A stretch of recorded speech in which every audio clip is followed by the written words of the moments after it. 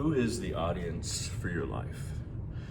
So whether you're a person of faith who believes in God, God's spirit, some kind of supernatural force that is viewing you from within or from without, or if you're someone who doesn't believe in any of that, but wants to look back on a life that was well lived, that was fulfilled, and in which you accomplished everything that you wanted to accomplish. Or perhaps the audience for your life is other people. Perhaps you care about what other people think, your family, society, how you look compared to others, and how people in general view you. And I think we all have, maybe not the faith part, but I think we all have elements of the other two at least. But there is an audience for your life. Now, the ideal audience, the one that I think that we can, at least in my understanding and worldview, the audience that we should at least partially focus on is ourselves. And not necessarily the future self that we're going to become looking back, but the self that we are right now. Who are you right now in your own life, to yourself, looking in the mirror, maybe physically, but also more introspectively? Who are you to yourself right now? What value do you place on yourself? And how do you express yourself to yourself on a daily basis? How do you think? How do you understand yourself? Do you like yourself? Do you not like yourself? Is it a combination of the two? See, there's always a combination of elements to every single individual. And all the different audiences that I listed, including ourselves, I would classify myself as somebody who is composed of, or somebody who cares about all the different audiences that I mentioned. The only one that I think that nobody, or a lot of people wouldn't have, is the faith one. But we don't question enough if we are meeting our audience's expectations, or if we are the person in the moment that audience would be appealing to that audience. Now, I don't necessarily mean that we should care about what people think about us, or how people see us, or how our family sees us, or something like that. I don't think that we always need to care about that, but think about all the eyes that exist in your life, and all the eyes gazing at you, all the eyes that you care about. How does that look? Now, when we ask ourselves that question, we're not looking through those people's eyes.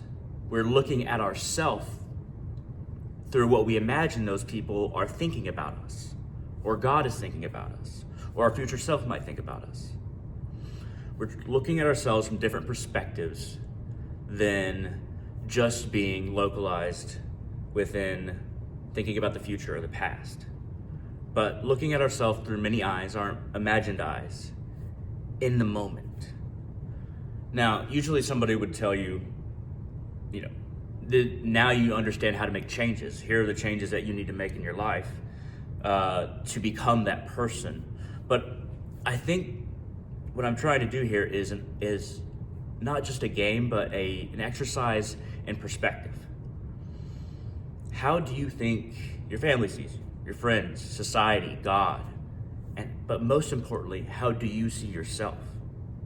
Now, without making any external changes, what changes can be made in how you understand all this, and how you imagine those eyes see you, and your understanding of yourself? What changes can be made right now in the moment without plans for any exterior action?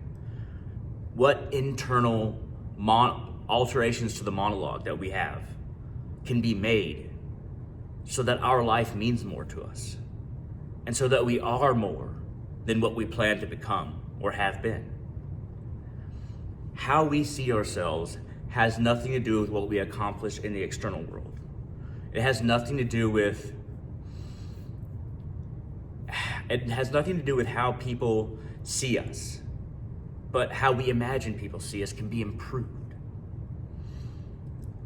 We can make a whole lot of choices in this second, in this moment, about what we care about, how we care about these things, how we think about other people viewing us, that can change our entire reality moving forward without making external changes. You can choose not to care how people view you, but you can also choose to see other people as viewing you as great. There's no necessity for complete realism as far as that goes. It's honestly better to have a positive outlook on how people see you, as long as it's not too extreme. That will improve our thinking and make us happier. That doesn't mean we don't make changes. That doesn't mean we don't plan to make changes. But choosing to feel like we are approved of by all of these audiences, not connected to plans, not connected to exterior action, can uplift our mood. Now, usually we have no idea how other people view us, or at least not a perfect idea. How other people view us, how God views us. We don't even really understand how we view ourselves. But if you find yourself judging yourself often, if you find that you're constantly backed into a corner of feeling like you're being judged by other people, then perhaps just choose to view yourself through their eyes in a more positive light. You don't need to tear yourself apart. Anxiety and depression can increase when we have a pessimistic view on how people view us and how all these audiences view us, how we view ourselves, and how God views us. If we view ourselves through God's eyes, imagine God's eyes, and think that we're a sinner, that will affect our psychology for our entire life. In the moment, but our entire life. It will form ideas about other people within us. We will have ideas about other people that are super negative when we view ourselves as being a sinner if we think that God thinks that we're a sinner. We will have a negative view on other people. We will feel guilty. We will not reach our fullest expression if we view society as judging us constantly, as looking down upon us. We're probably going to stress far more about certain kinds of success than we need to. Certain kinds of success that have nothing to do with our happiness or contentment or fulfillment or expression. We're going to care about successes that would improve how we imagine those eyes see us. Society's eyes, family's eyes, friends' eyes. And if we imagine, sometimes we imagine that we don't even like ourselves, when that's not necessarily the case. It's almost like we're imagining how we see ourselves without seeing ourselves. This kind of occurs because the human mind is a strange place. There's a whole lot of layers between us and truly seeing ourselves, truly observing our own consciousness. There's all these layers of unnecessary thought, of unnecessary self-judgment, of self-deprecation, and of misunderstanding the self because we don't really understand how we should think about ourselves. So we often imagine, as strange as this sounds, we imagine that we see ourselves as worse than we are. We need to try to take away those layers of thoughts, of lenses on how we view ourselves. And what we find is that a lot of how we view ourselves, a lot of the audiences that I mentioned, or how we imagine those audiences see us, those lenses are between us and truly seeing ourselves. Those other audiences enter into the equation, and then we judge ourselves unnecessarily, harshly. There's not so much a correct way to do this, or even really a grander point to what I'm saying, but if there is a point, this is the point. Think about how you're living your life and who are you living that life for? Which audiences are you trying to impress? How do those audiences, or how we imagine those audiences see us, enter between us and how we see ourselves? Who is the audience for your life? who are the audiences for your life? And how is that affecting you, how you see yourself in the moment, and what changes can be made in the moment, changes about thinking that you can do with thought, changes in the moment, what changes can be made to where you're not in so much anxiety, pain, depression, or sadness in general. To be more content, we have to evaluate. One of the ways to be more content is to evaluate who we're living our life for and how we think that they see us. We're not going to be able to delete all of the audiences that we care about, God, family, society. We're not going to be able to completely take that out of the equation.